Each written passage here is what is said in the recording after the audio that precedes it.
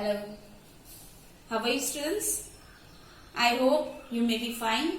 Today I am proceeding with the parts of the proto-industrialization. In my previous video, I gave the explanation means the meaning of proto-industrialization. When there were no industries, then also the products were made and it was sent to international market. But how come it was possible? लेकिन ये मुमकिन कैसे था? So let's come to see that. In this proto-industrialization, there was a network of merchants and peasants. Peasants plus artisan. ये जो proto-industrialisation system था, इसमें network था मर्चेंट्स का. किसके साथ? With the peasants and artisans. These merchants, they lived in towns. ये शहरों में रहते थे. Whereas the peasants and artisans, they lived in villages. So how come this system works? Let's come to see more.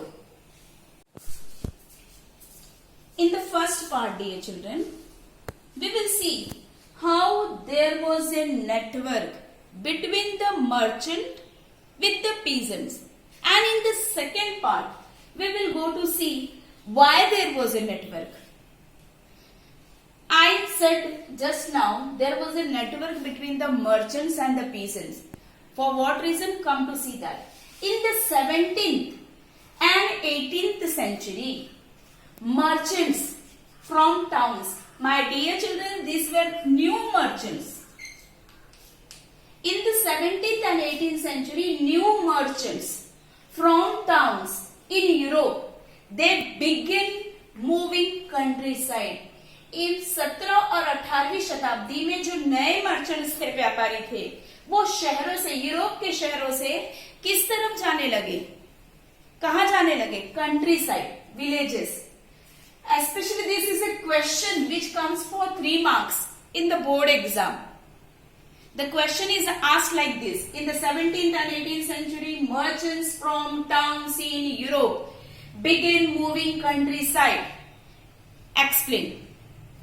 They went to countryside and they supplied money to the peasants and artisans. ये शहरों से गांव जाते थे and they give money to whom?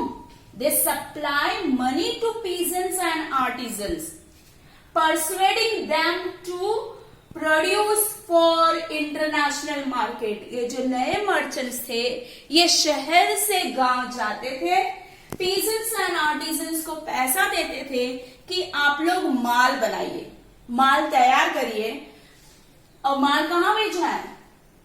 International market में भेजना है.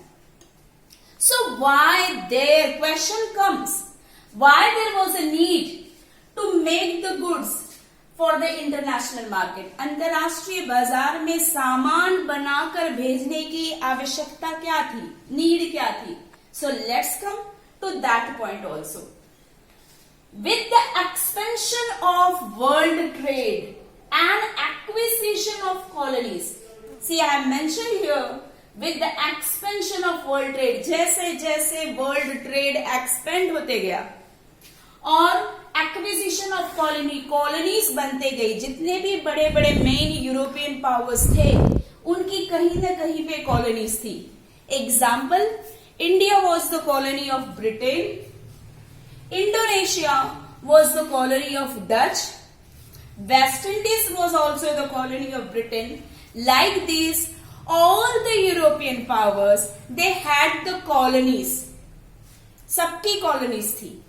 तो वर्ल्ड ट्रेड एक्सपेंड हो गया, कॉलोनीज बनते गई, और कॉलोनीज में भी उनके मार्केट थे, तो सामान बनाकर वहां भेजना था. इसीलिए जो नए मर्चेंट्स थे from towns in Europe, they went to where? Countryside. गांव गए और पीजेंट्स आर्टिजन्स को पैसा दिया सामान बनाने के लिए, क्योंकि सामान बना के वो भेज सके इंटरनेशनल मार्केट में. Now the question comes, why these merchants did not set up their business in towns? ये शहर से थे, they were from towns. तो क्यों इन्होंने अपना बिजनेस टाउन्स में सेटअप नहीं किया? Let's come to see that also. Now, why there was a need for the new merchants of towns to go to countryside? Just now I said, with the expansion of world trade and acquisition of colonies, world trade expand हुआ, अलग अलग जगह पे colonies बनी, in different parts of the world, the demand for goods began growing. जब world trade expand हुआ, अलग अलग जगह पे यूरोपियन पावर्स ने अपनी कॉलोनीज बनाई, तब जो डिमांड था गुड्स का वो बढ़ने लगा. But listen carefully, but the new merchants could not expand production with in the towns. Demand बढ़ने लगा सामान का, लेकिन ये जो नए मर्चेंट्स थे, new merchants, they could not expand their production within the towns. ये शहरों में अपने प्रोडक्शन को एक्सपेंड नहीं कर सकते थे. Why the new merchants could not expand their production within the town? Why they have to go countryside? क्यों ये शहर में नहीं कर सकते थे? क्यों इन्हें countryside जाना पड़ा? Let's come to see that reason. The new merchants could not expand production within the towns because in towns, urban crafts and trade guilds were powerful. ये urban crafts and trade guilds, they were the association. ये association था किसका?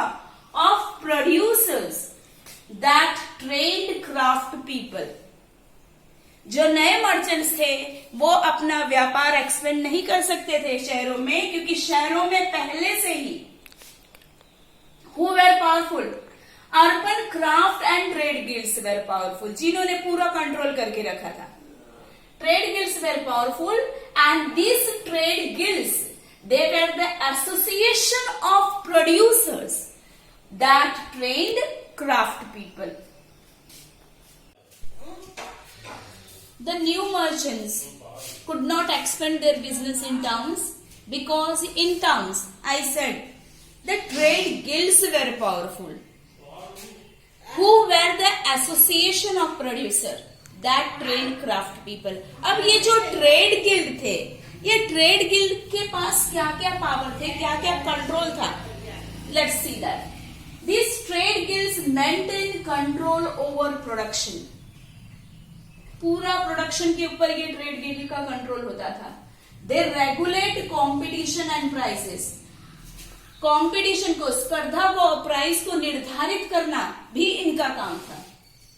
And restricted the entry of new people into trade.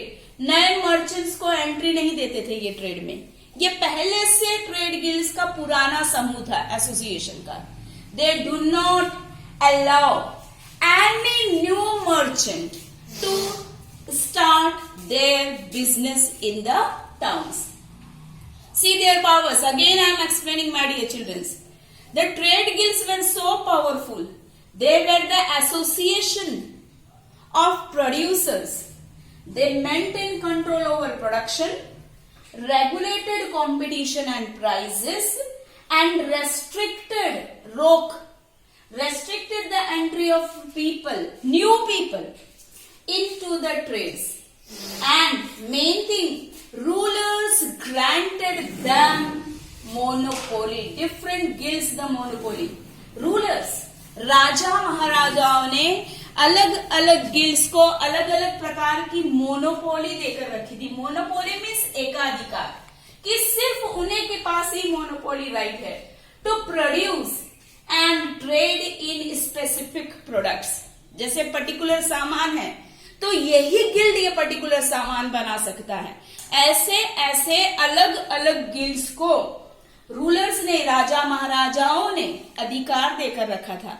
इसलिए it was not possible, therefore it was not possible for the new merchants to begin their business in towns. So the new merchants they turned towards countryside. लेकिन नए merchants को भी फायदा कमाना था.